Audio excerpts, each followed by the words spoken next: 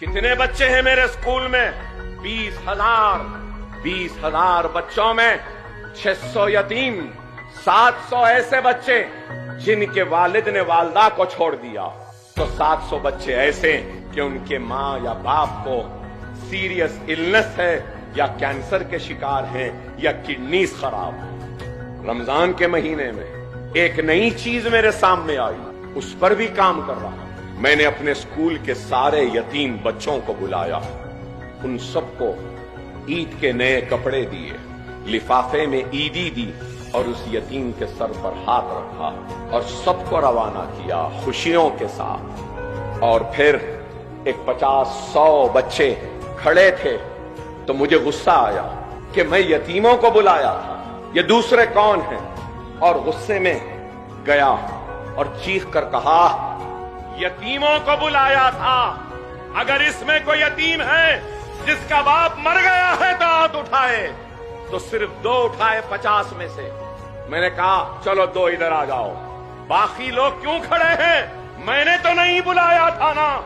तो उसमें से 2 लड़कियां मेरे गुस्से को देखकर रोने लगी। मैंने पूछा क्यों रो रहे हो? तो 2 लड़कियां रोते रोते कहने लगी, अकबर भाई हमारा बाप जिंदा है लेकिन 12 साल हो गए, हमारे बाप ने हमारा पुरसाने हाल नहीं जाना, 12 साल हुए हमने उनको नहीं देखा, उसने हमको नहीं देखा, हमारे पास ईद के लिए कपड़े नहीं है, कोई नहीं है, हमारी माँ घरों में बर्तन मांजती है, हम यतीम नहीं हैं लेकिन यतीमों जैसी जिंदगी गुजार रहे हैं। मैं आगे बढ़कर उन रोती हुई बच्चियों को अपने गले लगा लिया और कहने लगा, बेटी मुझे माफ कर दो, मेरे गुस्से को माफ कर दो, तुम फिक्र न करो, तुम्हारा बाप अकबरुद्दीन ओवैसी की शक्ल में जिंदा है। और उन सब को भी बुलाया, उनको भी दिया।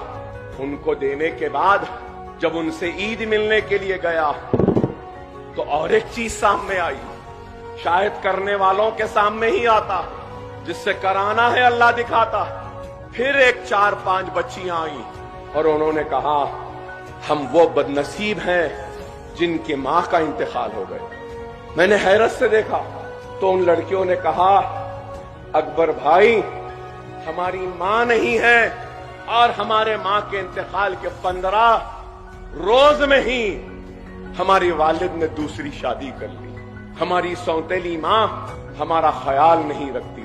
2 महीने चिचा के पास, 3 महीने नानी के पास, फिर 2 महीने मामू के पास, तो फिर 4 महीने खाला के पास। यूं ही जिंदगी गुजर जाती है। आपकी मेहरबानी कि हमको फ्री तालीम मिल रही है, लेकिन अकबर भाई हम घर के नौकरों से बदतर जिंदगी गुजार रहे हैं। सारा घर का काम करवाते हैं, पोछा मारने लगाते हैं, झाड़ू मारने लगाते हैं, हर लम्हे पर हमको हमारी माँ याद आती है। तो मैंने उसी वक्त उन बच्चियों के सर पर हाथ रखकर यह फैसला किया कि ऐसे बच्चियां और ऐसे बच्चे जितने हैं जिनकी माँ का इंतकाल हुआ है और उनका बाप शादी कर लिया, ये बच्चे घरों में काम कर रहे हैं, इनके रहने का खाने का इंतजाम मैं करूंगा और एक इमारत बना रहा हूं जहां ऐसे बच्चों की परवरिश हो।